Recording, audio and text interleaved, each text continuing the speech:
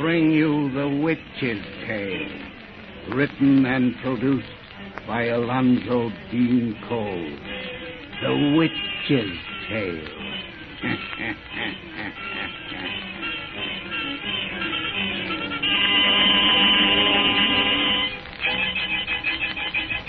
It is our purpose in these programs to perform a double function by providing thrilling entertainment and also by bringing you important information in a brief message.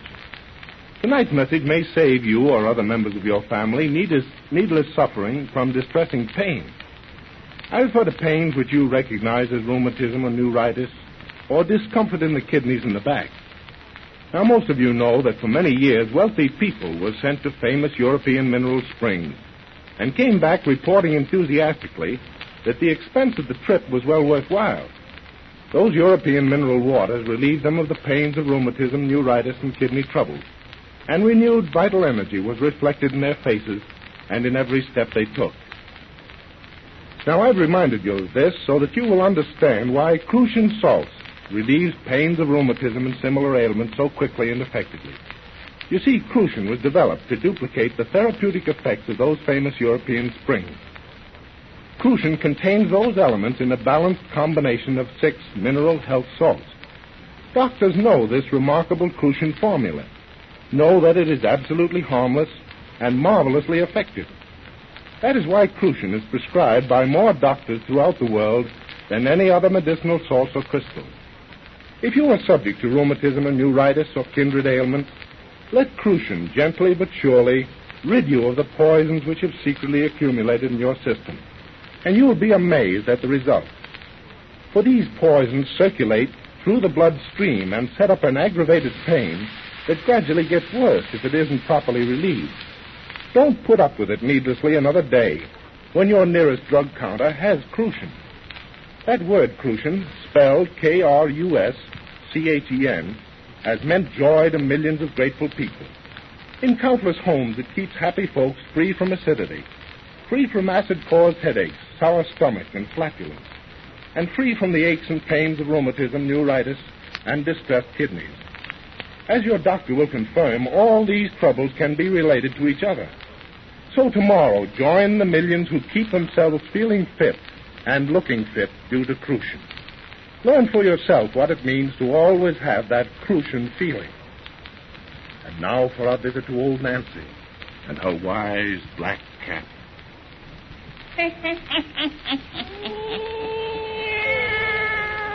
Hannah and 5-year-old I be today. Yes, sir. Hannah and 5-year-old. We'll say them. It's a real bedtime story we got for folks tonight. Everybody douse out them lights so's we have it nice and dark. Our little tales is best listened to amongst the ghostly shadows. Now draw up to the fire and gaze into the embers. Gaze into them deep, and soon you'll be across the sea in England.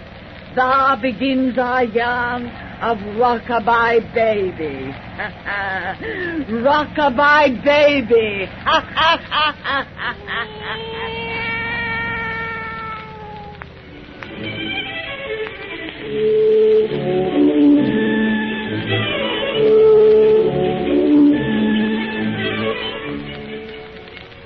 Mr. Melvin, you don't honestly believe what you just said. Oh, yes, my dear fellow. There's a room in the east tower of this old mansion which is positively haunted. Mrs. Beckett, he's just fooling, isn't he? No, indeed, Mrs. Christie. I share Mr. Melvin's opinion that his tower room is queer. So do I. I wouldn't enter the place after sundown for £20,000. Robert, I never heard of such a thing. 3 grown-up people believing in ghosts.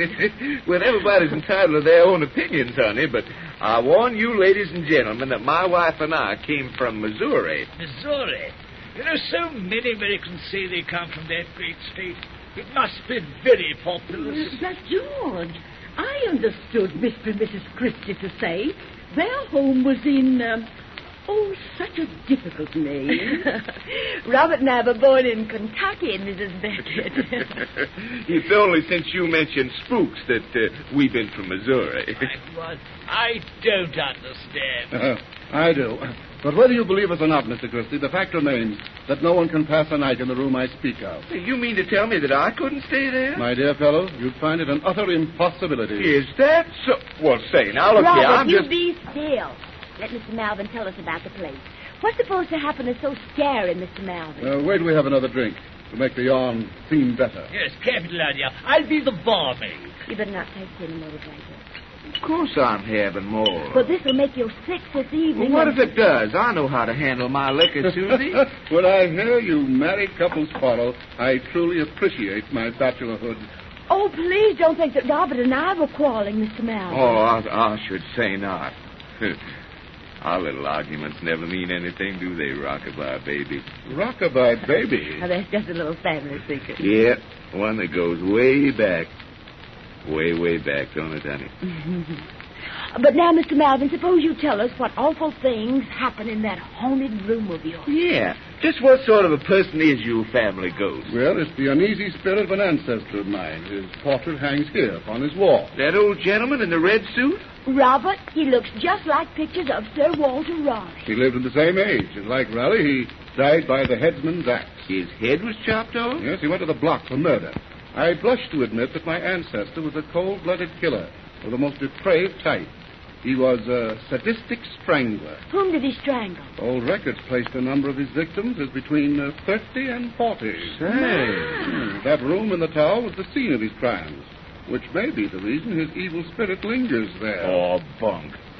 Pardon me, Malvin, but you can't convince me that spirits linger anywhere on Earth. Still, the fact remains that no one can remain in that room after nightfall. You said that before, so I reckon you believe it, but I'll remain in your haunted room any night you say.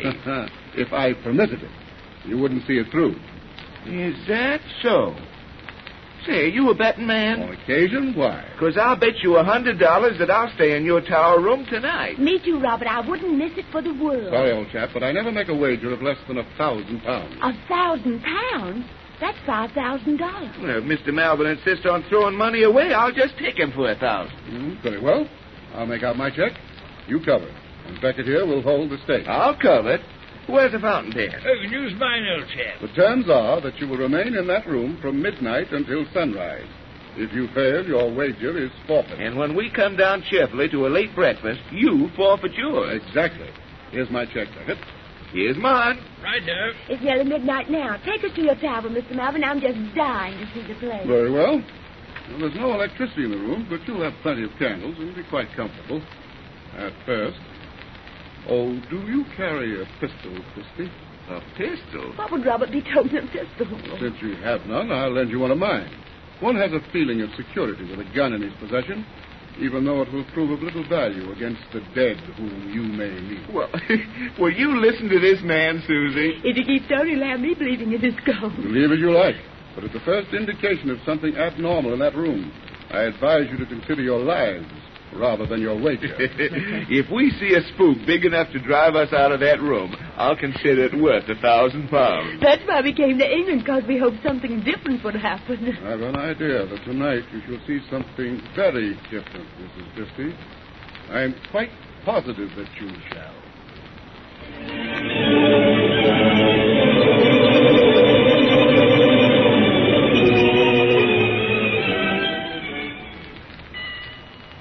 $1:00, honey. We've been here over an hour. This must be the night when Malvin's ghost don't work. I reckon. But I've got to confess it. When we first came in here, I had cold shivers running up and down my spine. Well, I don't wonder. This is sure enough what a haunted room should look like. Yes, it's so full of spooky shadows and dark corners. You know, I'm not scared of anything, but I'm awfully glad we have so many cows here. It wouldn't be very cheerful without him, that's a fact. You know, to folks who were the least bit superstitious, all that talk that Malvin handed out and the appearance of this old room, well, their imaginations might get working so they'd be scared to death. Yes, imaginations are powerful things. Oh, what's that? I don't know. Oh, I see. Honey, it's just an old loose shutter banging against the window. Look. It startled me. Creepy old room, this, isn't it? I mean, if you let your imagination get going. No danger you and me doing that. Well, I should say there isn't. Only, Robert, what do you think makes Mr. Malvin so sure that something's going to happen here tonight?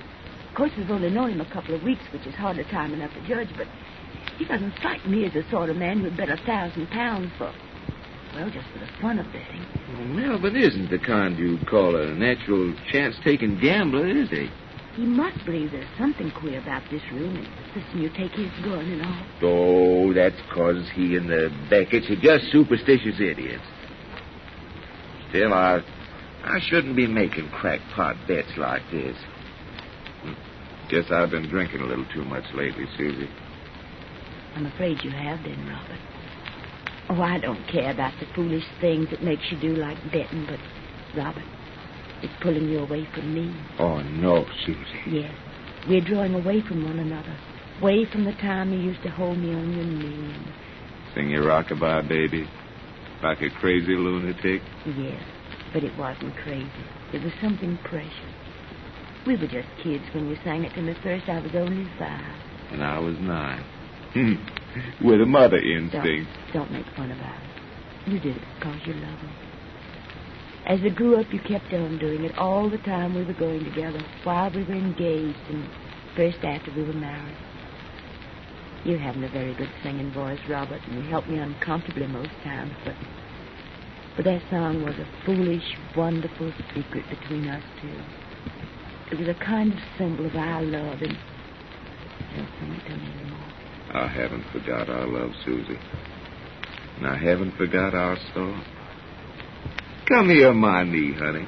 You're going to be rocked in my arms right now. Robert, you're muzzing my dress. What do we care about no dress and there's important singing to be done? I love you, little sweetheart. Darling, I love you. Rockabye, baby, on the treetop. When the bough... What's that? I don't know. Oh, it's just the window curtains flipping in the wind. Yeah, but it sure ruined my song. Say, look here, honey. If you're getting nervous about that room, this old room, that £1,000 bet don't mean anything to me. I'm not nervous. Why should I be when there's nothing here to be nervous about? Robert, 2 of our candles just went out. Candle? Yes. Oh, the wind must have blew it. Light them again, will you? There isn't any too much light yet when all of them are going. Well, that's a fact, there ain't. Say, Mr. Beckett borrowed my matches and forgot to give them back. Take one of the candles that's going and relight the others for me. That's an idea. Go on, this one went out. It's a reach for. Well, close the window and shut out the wind that's doing it. Yeah. There. Now they'll be all right. Robert, there goes another candle. Well, the wind didn't blow it out. Not with the window closed. Well, I wonder what... Dear, another's going. That's funny. These candles just suddenly flicker out and die. There goes another. What's causing it? I don't know. There goes another. Relight them quick. If you don't, we'll be in darkness. I will, honey. Don't you be scared. Oh, 2 more went out. There's only 3 left. I'll get one of them and... That one's gone now. This one just went. Only one's left. Now it's gone now. Robert, put your arms around me. Hold me tight. Now, here I am, honey. Here I am. What made those candles all go out? I don't know, but there's some natural explanation for it. Don't you be scared. I'm not. Only I can't bear this darkness. Take me to the window where the moon's shining in. Yeah. Quick. Come on, we'll get in the light. There's shadows all about it. There's such ugly shadows. There's only shadows, Susie. This is just a plain old room. Nothing here can hurt us but our own imaginations. I know it. It isn't possible that old murderer who lost his head for strangling folks will come back here from the grave. Of course it's not. Imagination is all the ghosts are made of. Yes. Imagination. Just imagination. Sounds like footsteps. They're in this room. No, they can't be. We'd have heard the door open. There's only one door to this room. Something shadow don't have to come through doors. No, honey, no. Don't say such thing. Robert, look! It's just a shadow. No, it's a man without a head. Whoever you are, keep back. I have a gun. I'll fill you full of lead. It's moving towards us. Shoot! Don't let it touch us. Woman, don't stop it. It's a dead. Come back to him. It's reaching out its arms. It's strangling him. Well, I'll throw. No! No!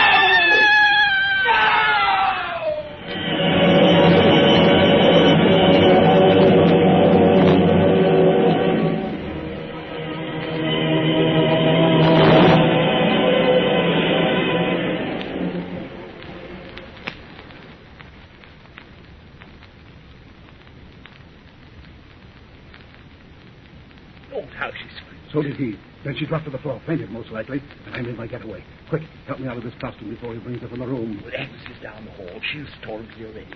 Oh, what a cushy game this is. A secret passage to that room, candles with prepared wicks, and your ghastly headless makeup. Not forgetting the way I built the story up. Any fool will bet he's not afraid of ghosts, and the gun with tampered cartridges made him sure it was the dead they shot at, besides ensuring me they'd use no weapons of their own. I told you this was the greatest easy money scheme I ever had. It certainly appears so. And this is only the first time we've worked it. With all the silly chumps there are in London, we'll soon make a fortune at it. I'm all right now. Hide that costume in the cupboard. Right-o. Hurry. Agnes can't stay in the hall much longer. Well, I'm with you now. Open the door. Well, there's Agnes. George, she's alone. What? Christy's aunt with her? No. Agnes. Haven't they come out yet? No. And there hasn't been a sound from that room since they screamed. I told you this scheme was too fantastic to succeed. You frightened them, all right. But then their common sense returned. And now they're in there laughing at us. I won't believe that. They were terrified. Then why haven't they come out? What's that? What? Listen. It's Christy's voice. He's singing. Yes, Rockabye, baby. A lullaby to let us know your ghost won't spoil his beauty sleep. You terrified him? Oh, Be still. There's something queer about that song. What do you mean? that singing is queer. I'm going to find out why. Keep away from that door, you fool. No. There's something wrong in that room. Give me that candle, Agnes. Come on. George, he acts as though he doesn't see us. And his wife lies so still in his arms. Oh, God. I think she's dead.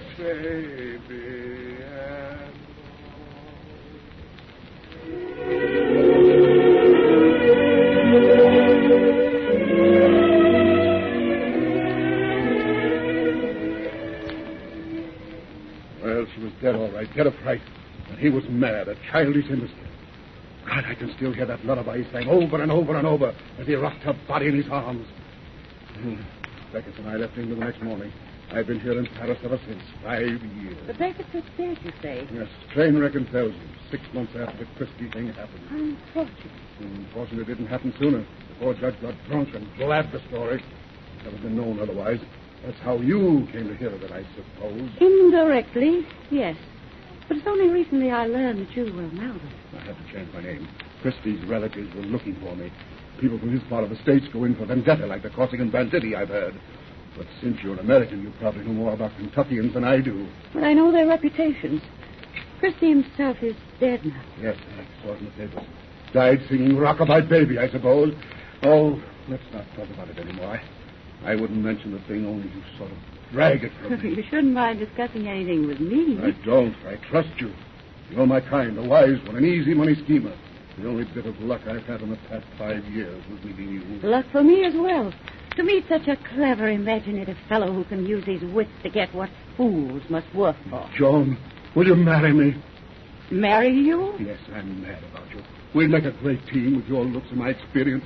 The easy money would just roll in. Oh, Melvin, this is so sudden. Oh, I don't blame you for laughing. I forgot I'm wearing shabby, worn-out clothes, and I'm down and out. I has been.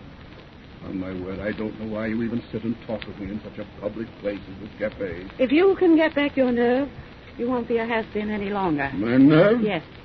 The Christie thing broke you. You've admitted since that night in England, you haven't had a bit of luck. It isn't luck that's been against you, but your mind.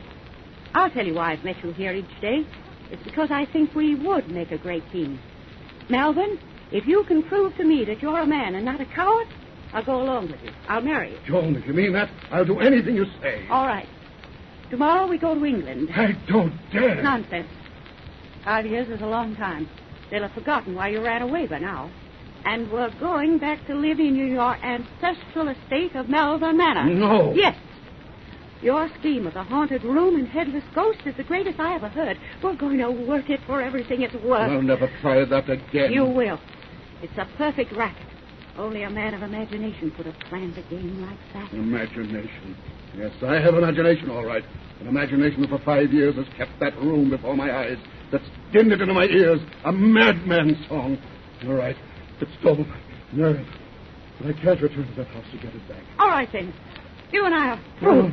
Don't say that. Oh, don't go away, Joan. I'll do anything you say. Then you go to Malvern Manor, and I marry you, on condition that our bridal night is spent in that tower room. Bridal night? In that tower room? Yes. As you regain your nerve, you'll also gain a wife and partner. That appeals to my imagination. You see, I have imagination too, dear. It's a great thing in our way.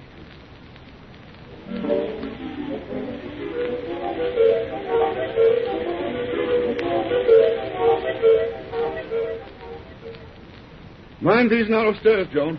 Don't want my brand new wife to have a fall. God, it's good to be in this old house again. I knew you'd enjoy your return to Malvern Manor. You're right. Make me come here. Has given me back my nerve. What a chump I was to stay away from England all these years. The Christie affair simply made the natives here believe that old room is really haunted. Good example of how ghostly legends start. Yes. Imagination needs but a grain of sand to build a mountain. Well, here we are, dear. The tower room. My bridal night. Yet I've waited and longed for this. All right. How gloomy it is here with only candlelight.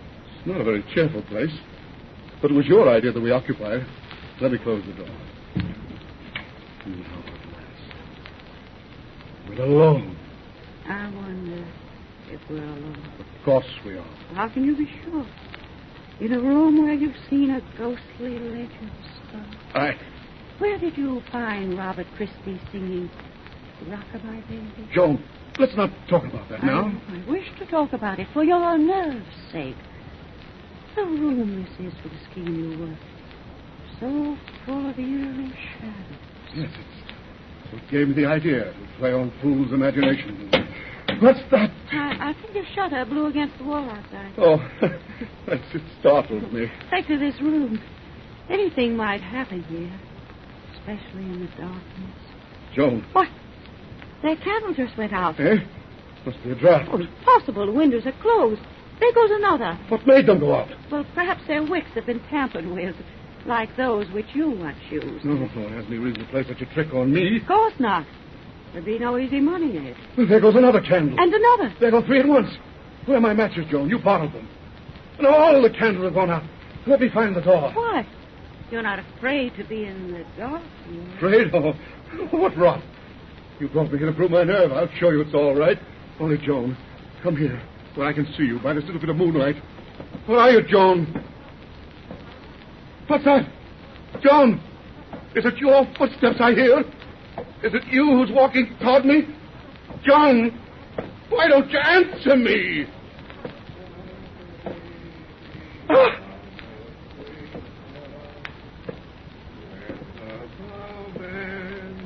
Christie's here! I see him in the moonlight! Christie! Risen from the dead! Ah! That's what I brought you here to see, Malvern. To see and hear the walking dead. Now you know the terror he and Susie knew. It's Robert Christie's sister whom you married, Malvern. 5 years I've searched for you until I found you, to bring the only justice that would fit your crime. Cower against that wall and stare at him in fear. Oh, Robert's still alive. I can't command the dead, or Susie would be with him. But you know the power of imagination now. Look at him, alive. A helpless, harmless madman whose only lucid moments are memories of horror. He and his physician have been hidden in this house for days, waiting for you to come here on your bridal night. Your bridal night. I promised you a wife and partner. Your wife is here, your partner death. So now I'm going to kill you. Turn your eyes from Robert and look into this gun. Turn your eyes and look upon it as I fire it at your heart. Say something. Look at me before I shoot. Look at me, I say. Melvin! Is that you, Doctor? Yes, that's it. Oh, what? Wait. Miss Christie, I've come to tell you. Oh, never mind. Come in and bring that candle. All I want you to tell me is, what's the matter with this man? Here he is, leaning against this wall. Look at me, Melvin. Doctor, he fell as I touched him. This man is dead. That gun in your hand, did you? No. Oh, no, I didn't kill him. By the fright. Susie did. Imagination. Imagination. Mister, you're hysterical. You've got to pull yourself together. I don't know what's happened in this room tonight, but it's still another shock that you spare. Shock? Yes, your brother. My brother? Where did Robert go? He was with me here just before I let you in. He was with you here? Of course. You sent him as I told you to.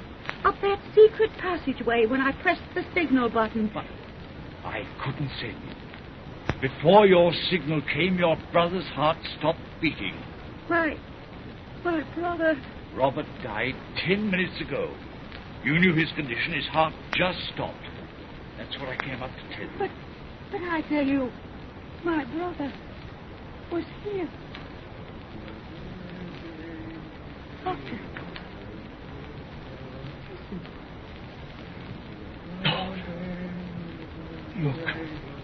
Look. Among those shadows there. Robert. And Susie's in his arms again. Imagination. Imagination.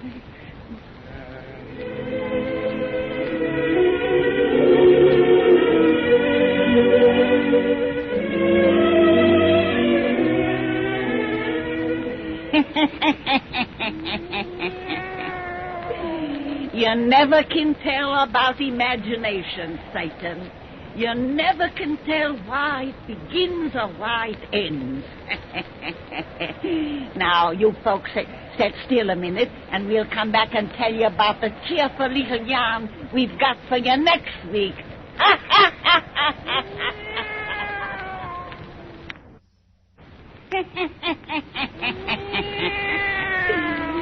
Satan, next week when these folks come to see us, we're going to take them to Chinatown at San Francisco. To Chinatown. And there we're going to spin them our yarn of the confession. The confession.